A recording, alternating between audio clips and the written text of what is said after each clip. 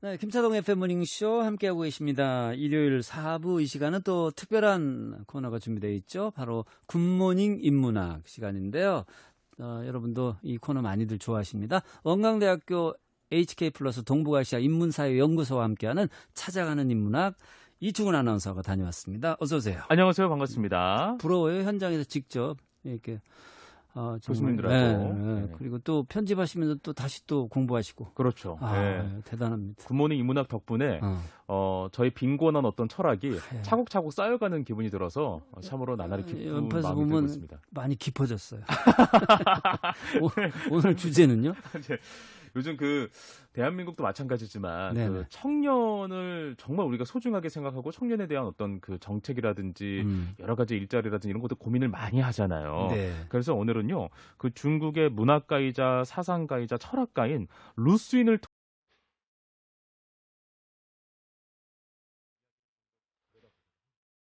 대권 주자들 청년 정책이 아주 사랑이 되어 있습니다. 그렇죠. 그분들이 들으셔야 돼요. 맞습니다. 네. 지금부터 이충훈 아나운서와 함께 출발합니다.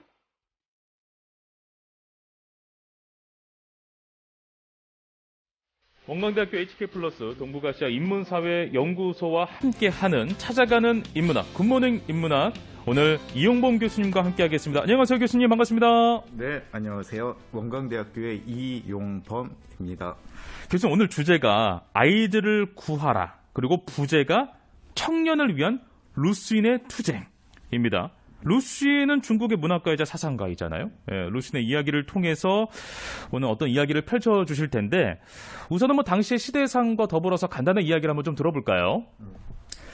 네, 일단 여러분들 이제 루스윈이라는 이름은 많이 친숙하실 겁니다. 네. 이제 아무래도 루스윈이라는 사람이 이제 동아시아 지역에서 어느 정도 이제 유명한 문학가냐면은 한국과 중국, 일본 3국의 교과서에 실린 이제 맞아요. 유일한 동아시아 출신의 작가라고 이야기를 할 수 있습니다. 학생 때 배웠어요. 네, 그렇죠. 그런데 이제 사실 이제 루신에 대해서 그 정도까지 이제 아시는 것이 이제 가장 일반적인 것 같고요.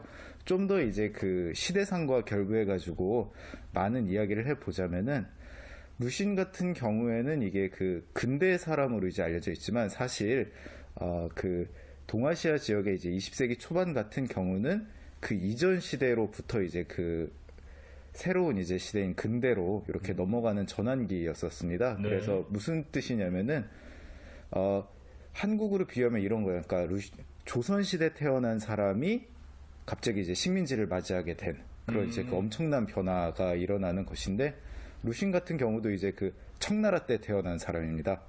청나라 때 태어난 사람인데 갑자기 이제 혁명이 일어나서 시대가 확 바뀌어 버린. 네. 그래서 중국에서 살던 사람이 일본에 가서 이제 유학을 가서 그렇군요. 무엇인가를 이제 배워야 되는 그런 상황들이었고, 예. 그래서 이제 루신 같은 경우에는 한국의 문학가들이 많은 경우에는 이제 20대에 데뷔를 하거든요. 예. 여러분들 아시는 최남선, 이광수의 대표작들은 사실 이제 굉장히 젊은 시절에 쓰여진 것인데, 루신은 좀 달라요. 그러니까 루신 같은 경우에는 일본 유학을 갔다가 다시 돌아와서 또 이제 자기 뜻이 맞는 친구들이랑 뭔가 잡지를 새로 해보자 했었는데, 그것도 이제 엎어지고 그냥 공무원이 이제 돼서, 물론 이제 루신 같은 경우에는 그냥 공무원 아니고 이제 고위 공무원, 교육부의 고위 공무원이었으니까 오늘날로 치면은 교육청이 이제 장학사 정도, 그 정도 이제 공무원 정도였었는데, 그렇게 있는 중에 이제 처음으로 이제 소설을 써보게 된 거죠. 그게 이제 중국 신문학의 첫 번째 작품으로 이제 알려진 광인일기가 되는 것이고, 광인일기. 네, 광인일기를 썼을 시점에 루신님이 30대 후반. 네, 꽤 나이가 있었네요. 네, 이게 또 이제 재밌는 게, 그래서 중국 문학 작가들, 이제 여러분들이 이름을 들어보셨을 모우옌 같은 이제 작가들 같은 경우도 요렇게 좀 이제 나이가 들어서, 그래서 이제 좀 작품의 스타일이라든가 다루는 내용들이 이제 확실히 한국 문학이랑 좀 다른 지점들이 이렇게 나타나고 있는 것들이 어쨌든 이렇게 신문학의 선구자 루신으로부터 좀 확인이 되고 있습니다. 네. 네. 그 교수님, 그러면 루신 같은 경우에는 이제 뭐 고위 공무직을 하고 있었으니까 사실 어떻게 보면 그냥 편안하게 살 수도 있었을 텐데, 예. 굳이 또 이런 소설을 쓰면서 어떤 사회의 격변기를 예, 적나라하게 드러내고 예, 또 그것을 통해서 무언가를 추구하려고 했단 말이에요. 예. 이렇게 루신이 어려운 길을 굳이 걸었던 그 이유가 있었을 것 같은데요. 어떤 이유가 있다고 생각하십니까? 네, 요거는 뭐 사실 쉽게 생각하면 이제 그 쉬운 문제이기도 하죠. 예. 그러니까 그 우리도 그런 사람들이 있잖아요. 뭐 불의를 보면 이제 그 참지 못하는 그렇죠. 그런 사람들이 있는데, 저와 같은 죄송합니다. 네, 많이 참아가지고. 네, 그래서 이제 그 루신 같은 경우에는 그 사실 작가로서는 이제 그 굉장히 많은 돈을 벌었습니다. 그러니까 당시에는 이제 그 저작권이 그렇게 오늘날까지 그 잘 확립이 되고 또 이제 그것이 정부에서 단속을 잘 해서 그런 상황이 아니었음에도 불구하고 그렇죠. 어쨌든 루시는 굉장히 이제 그 괜찮은 그 벌이를 벌고 있었던 사람이었었는데, 부도 축적을 했었군요. 그렇죠. 그 작가로서. 예. 그러니까 중국이나 일본 같은 경우는 이제 그 한국과는 달리 그 작가들이 글만 써서도 이제 그 충분히 살 수 있는 그런 상황이었었는데, 이때 이제 그 루신이 요렇게 이제 그 편하게 살 수 있었지만 계속 문단 그리고 그 당시에 이제 그 잘못된 중국의 이제 그 정치적 상황들에 대해서 계속 발언을 했었던 것들은 그러한 것들을 이제 그냥 보고 넘길 수가 없었던 것이죠. 그러니까 뭐 루신 자기 자신은 그것이 내가 성격이 나쁘다 뭐 이런 식으로 이야기를 했지만, 사실 이제 그 옳지 않은 것을 보고 참지 못하는 그러한 그 뭐라고 해야 되나요? 저는 그것이 좀 일종의 양심에 가까운 것이, 그러니까 지식인으로서의 양심, 그런 것에 가깝다고 생각을 하는데, 그러한 측면에서 이제 그 루시는 그 안정된 길보다는 어쨌든 올바른 길을 추구했었던 그러한 사람이었다고 볼 수 있을 것 같습니다. 그럼 교수님, 루신 같은 경우에는 당시에 뭐 여러 가지 사회적인 문제점이 있었을 거 아니에요. 네네. 뭐 빈부격차도 있을 수 있겠고, 뭐 빠르게 서구화된 어떤 문명에 대한 저항도 분명히 있을 수 있겠고, 뭐 그에서 발생하는 여러 가지 뭐 부작용들 이런 거를 뭐 직면해서 바라봤을 텐데, 그 중에서 특히나 어떤 문제점에 대해서 강조를 했고, 어떤 것을 주로 바라봤는지 이것도 좀 궁금해요. 루신의 사상을 이제 그 설명하는 이제 그 여러 용어들이 있는데, 그 중에 이제 그 요러한 지금 주신 질문에 딱 떠오르는 것은 이제 그 루신이 특히 이제 그 비판했던 것들은 지식인에 대한 비판이었어요. 그러니까 지식인들은 이제 그 일종의 그 사회를 어쨌든 이제 오늘날 시대와는 좀 다른데, 이제 루신이 살던 때만 하더라도 거의 대부분의 사람들이 뭐 문맹이고 대학 같은 것들은 뭐 상상도 할 수 없는 그런 상황에 처해 있었는데, 그러한 시대에 지식인들이 자기가 가진 이러한 이제 그 지식을 가지고 사람들을 이제 그 올바른 방향으로, 그러니까 당시에 중국은 이제 그 1911년에 혁명은 성공했지만 그 다음에 이제 그 공화국이 성립했는데 이게 제대로 안 굴러가고 막 여기저기서 군벌들이 통치를 하고 막 아주 막 이루 말할 수 없는 그 난장판이었단 말이에요. 그런 상황에서 지식인들이 그럼 이 상황을 극복을 하고 올바른 방향으로 이제 그 이 나라를 이끌어가는 그런 이야기들을 해야 되는데, 그런 것들은 하지 않고 현재 이런 군벌들한테 하청을 한다거나 아니면은 또 도신을 위해서. 네. 그래서 이제 그러니까 국가와 이제 그 개인에서 이제 그 아무래도 이제 그 자기 자신의 개인적 동기에 이제 그 빠져 있는 지식인들을 특히 아주 혹독하게 비판을 했습니다. 예. 그럼 교수님, 루신이 집필한 광인일기에는 어떤 내용들이 담겨 있나요? 그 중에서 우리가 좀 눈여겨봐야 할 뭐 문장이 있다거나 아니면 뭐 내용이 있다면 소개를 해주시면 어떻겠습니까? 네. 광인일기는 이제 그 지금으로부터 이제 100년도 더 된 작품인데요. 그런데 이제 그 제가 지난 학기 수업할 때 학생들에게 이 내용이 오늘날에도 통용이 된다고 느끼느냐? 느끼면은 어떠한 측면에서 그렇냐라고 이제 그 과제를 냈어요. 그러니까 학생들의 한 80%는 그 사람이 사람을 잡아먹는 이라는 이제 그 작품 내에 이제 그 구절에 집중을 해가지고 사람이 사람을 잡아먹는? 예. 그러니까 광인일기라는 이제 그 일기의 내용이 그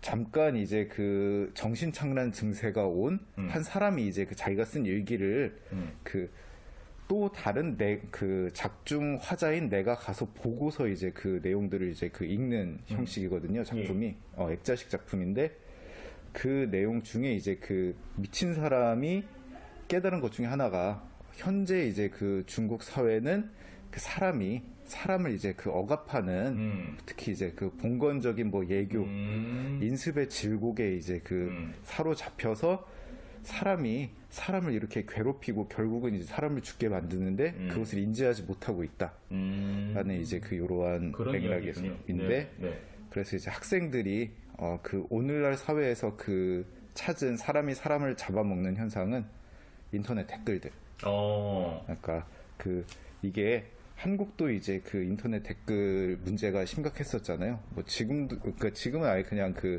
주요 포털 사이트에서 댓글창을 막 없앤 섹션들도 있잖아요. 맞아요. 그 또 이제 그 외국도 이건 마찬가지더라고요. 학생들 얘기를 들어보니까.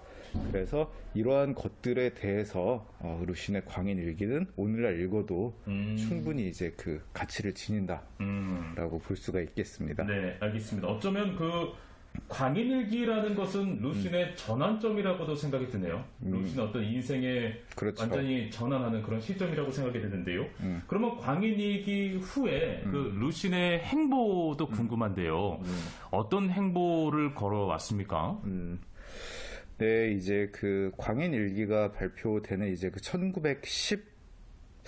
이게 17 아니면 이제 18년인데 지금 그때 중국에서는 이거는 이제 한국의 3.1운동 생각하시면 돼요. 한국에서 이제 그 3.1운동이 일어나고 나서 같은 해 이제 중국에는 5월 4일에 5.4 신문화 운동이 일어납니다. 근데 이제 5.4 신문화 운동이 주로 어떤 내용이냐면은 지금까지 이제 우리가 사용해 왔었던 이제 그 한문. 그러니까 중국의 이제 그 현대 중국어랑 과거에 이제 썼었던 한문은 사실 이제 그 한문 같은 경우에는 지금부터 몇천 년 된 이제 그 글자 체계거든요. 그러니까 현재 이제 쓰는 말이랑 이 문자랑 서로 맞지 않는 거예요. 좀 약간 그 훈민정음 서문에 나와 있는 그런 상황인 거잖아요. 쓰는 말과 이제 문자가 맞지 않으니까 이것들을 이제 그 일치시키는 신문화 운동이 일어났고 그 신문화 운동을 통해서 젊은이들이 이제 그렇구나. 지금까지 우리는 이렇게 살아왔는데 새로운 방향으로 나아가야 된다라는 것들을 이제 깨닫기 시작했고 그때 이제 그 젊은이들이 주목한 것이 루신. 이 사람은 지금 이런 문제점들을 공유하고 있는 사람이고 앞으로도 이제 그 우리가 나아가는 데 있어서 이분의 이야기들이 도움이 되겠다라고 그러니까 당시 이제 그 청년들에게 정신적인 지주로서 이제 그 루신이 그 자리매김하게 되고 그 아주 흥미로운 것은 그 신문화 운동 이후에 중국 사회도 이제 그 한국 굉장한 이제 그 혼란을 겪었기 때문에 변화들이 너무 빨랐어요. 그럼에도 불구하고 루시는 이제 그 광인일기 쓰고 나서 한 20년 뒤에 죽게 되는데 그때까지도 루시는 그 중국 문단에서 가장 중심적인 위치. 그러니까 이거는 자기가 권력을 잡고 있어서 그런 것이 아니라 사람들이 인정하는 그러한 이제 그 위치에 계속 자리를 유지했습니다. 네. 그래서 그 광인일기라는 작품을 중심으로 해서 저희가 이야기를 한번 나눠봤는데요. 그러면 루시는 그 이후에도 다른 작품들을 써 내려갔을 텐데 그 중에서 뭐 좀 소개하고 싶은 작품이 있다면 오늘 방송을 통해서 한번 이야기를 해주시면 어떨까요? 네. 일단 사실 루신의 소설들은 재미가 없어요.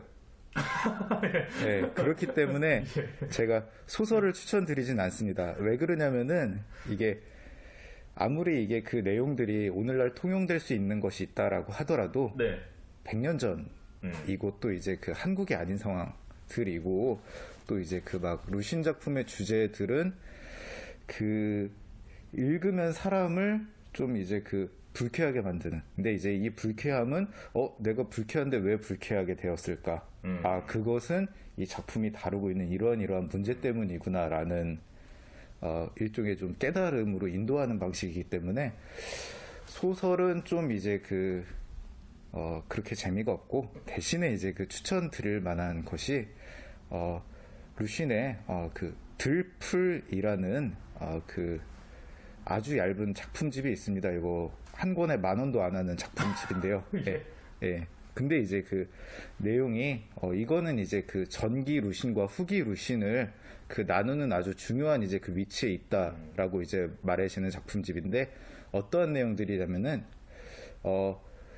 보통은 이제 이거를 산문시라고 이야기를 합니다. 그러니까, 시인데, 좀 이렇게 길게 늘여서 이제 쓴 내용들이고, 그 중에 이제 루신의 이제 사상을 이야기하는데, 대표적으로 이야기되는 작품 중에 하나가 길손. 그러니까 길을 가는 사람. 뭐 이제 원 제목은 이제 지나갈 과자에다가 손님 객자를 써서 과객. 뭐 우리 옛날 드라마 보면 이제 나오잖아요. 있죠.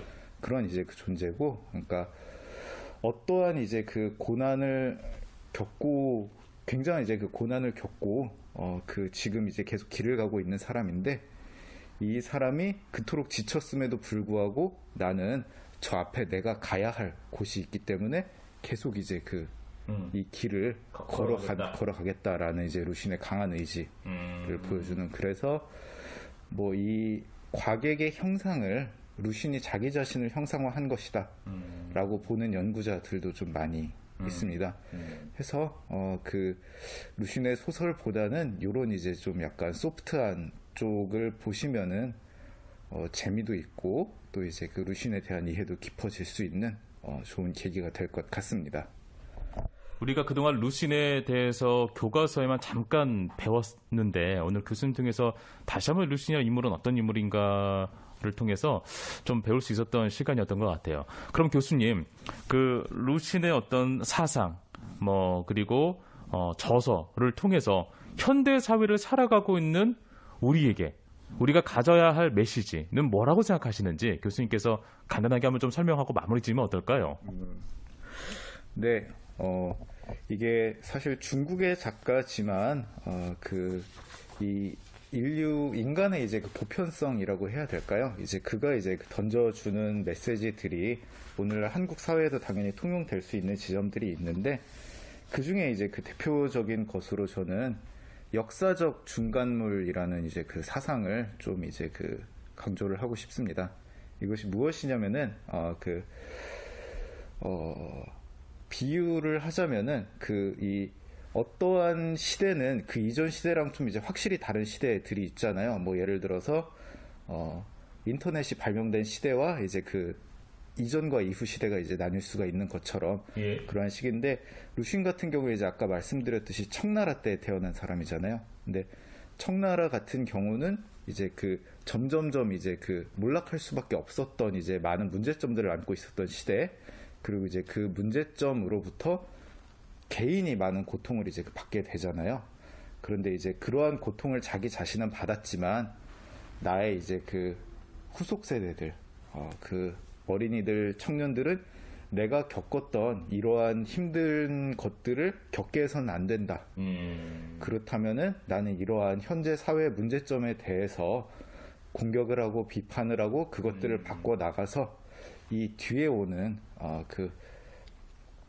젊은이들을 위해서 보다 나은 이제 세계를 만들기 위해서 노력을 해야 된다. 그런데 이제 역사적 중간물이라고 한 것은 이러한 이제 역사적 전환을 하는 과정에서 나 자신은 그러한 미래를 못 볼 수도 있다. 그렇지만 이러한 이제 잘못된 것들은 여기서 끝내야 된다. 라는 이제 굉장히 이제 자기 희생적이면서 동시에 이제 미래지향적인 그런 이제 사상이 있습니다. 이것이 오늘 한국 사회에서도 유효하지 않을까 생각이 듭니다. 네, 알겠습니다. 어쩌면 저와 교수님 그리고 우리들이 또 그런 모습을 닮아가야 되지 않은가 하는 생각도 갖게 되는 그런 숙연한 시간이었던 것 같습니다.